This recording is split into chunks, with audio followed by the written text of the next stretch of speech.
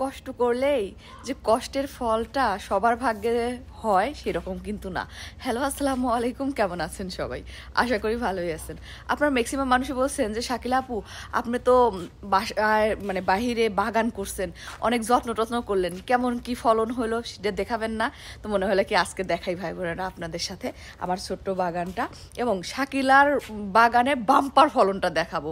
তার আগে সত্যি একটা জিনিস খুবই ভালো হয়েছে, সেটা আমি দেখাচ্ছি।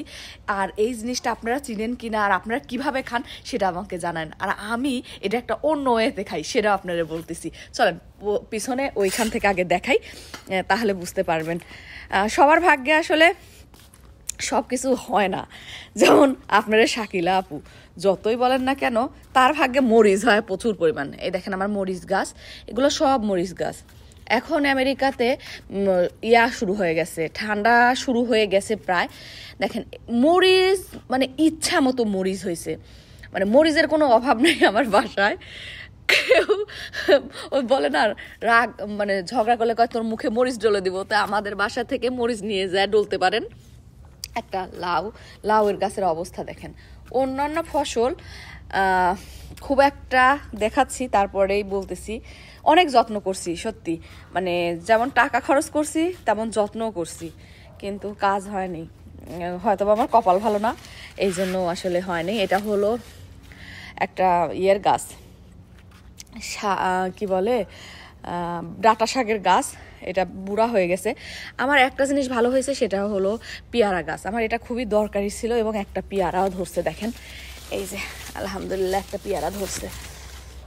এটাই আমার হলো এই আমার মানে এত টাকা খরচ করে এবং এত কষ্টের একটাই ফলন, সে হলো পেয়ারা গাছ। আর সাথে হলো এই শাক।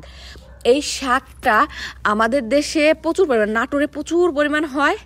যারা আমার নাটোরের গুরুদাসপুরের মানুষ দেখছে তারা তারা বলবে এটার নাম আমরা বলি শান্তির শাক। এই শান্তির শাকটা আমার বাসায় আমার বাসাটাও সত্যি কথা, আমরা দুইজন মানুষ খুব শান্তিপ্রিয়, তো আমার বাসায় সেই কারণেই মনে হয় এত শান্তির শাক হয়েছে। এই শাকটা আমরা অন্যান্য শাক দিয়ে খাইতাম, কিন্তু এখানে আসার পর আমার কিছু আপু আছে এখানে, তো ওই আপু বলছে যে এটা নাকি ভর্তা করে খাইলে খুব মজা লাগে। তো ওনার কথা শুনে ভর্তা করার পরে সত্যি মনে হয়েছে যে এত মজার শাক হতে পারে শান্তির শাক, সেটা জানা ছিল না। কারণ আমাদের অঞ্চলে প্রচুর পরিমাণ হয়, মানুষ অতটা পছন্দও করে না এবং ততটা খায়ও না। বাট ভর্তা করে যদি খাওয়া যায় তাহলে খুবই মজা লাগে। আমার মাকেও আমি বলছি যে ভর্তা করে খায়েন, এবং কুচি কুচি করে ভেজেও এটা খুবই খাইলেও খুবই মজা লাগে। আমি জাস্ট একটা বট লাগা দিছিলাম, তাতেই এত সুন্দর হয়েছে। এটাই হচ্ছে আমার শাকের ভিতরে, মানে আমার এই ফুল বাগানের ভিতরে সবচাইতে মানে এত কষ্ট করছি তার ফলস্বরূপ এইটুকু হয়েছে। আরগুলার অবস্থা খুবই শোচনীয়। এই যে দেখেন আরগুলা কোনোটাই ভালো হয় নাই, যেমন মানে কোনো কষ্টের ফলটা আসলে দেয় নাই। পুঁই শাকটাও বেশ একটা ভালো হয় নাই। পুঁই শাক মানে শরীর টরিল চলে না ওই রকম ভাবে পুঁই শাকের। কেন যে এরকম হলো বুঝলাম না। সার দিছি, অন্যান্য ইয়েও দিছি, কিন্তু কাজ হয়নি। দেখেন খালি মরিচই হয়েছে, যেখানে দেখাবো সেখানে খালি মরিচ দেখাবো দেখেন। আর এই যে এই সিমের গাছ, কি পরিমাণ সিমের গাছের দমদমে হয়েছিল, কিন্তু কোনো সিম ধরে না জন্য রাগ করে আর পানি দেওয়াই বন্ধ করে দিছি। ধুর, এত কষ্ট করে প্রতিদিন 2-3 বেলা করে পানি দিয়ে তার ফল হলো এরকম।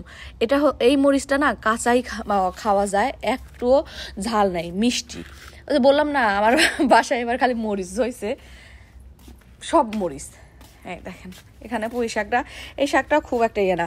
এই যে এই ফল, এটা একটা ফলের গাছ, এই ফলটা একটা ডিফারেন্ট ফল। তো ওই আমি খেয়ে চারাটা লাগাই দিছি, দেখি হয়ে গেছে আলহামদুলিল্লাহ। দেখেন ওই বাড়ির ভিতরে, ও মা, ওই বাড়ির ভিতরে পুঁই শাকের আগা গেছিল। এই দেখেন করলার গাছের অবস্থা দেখেন, কি পরিমাণ করলা গাছের হয়েছে, কিন্তু মাত্র 3টা করলা খাইছি। মানে 3টা খাই আমি খুশি হয়েছি, তা তো 3টা হয়েছিল। এই পাশে দেখেন এইগুলার অবস্থাও সেম, কিচ্ছু হয়নি। দুইটা খালি এই যে সিম ধরে আছে, 2টা সিম ধরে আছে। এখানের অবস্থাও সেম।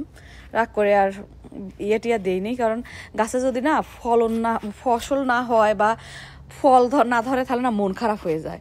মানে এত কষ্টের পর যদি মানে কোনো ফল না পাই, তো আমারও হয়েছে তাই রেখে দিছি এভাবে। দেখেন লাউ গাছের অবস্থাও সেম, লাউ গাছের দুইটা লাউয়ের সবে মাত্র ইয়ে আসছে, ওটাও থাকবে না, বাঁচবে না, চেহারা ছেড়ে তো বেশ একটা সুন্দর না।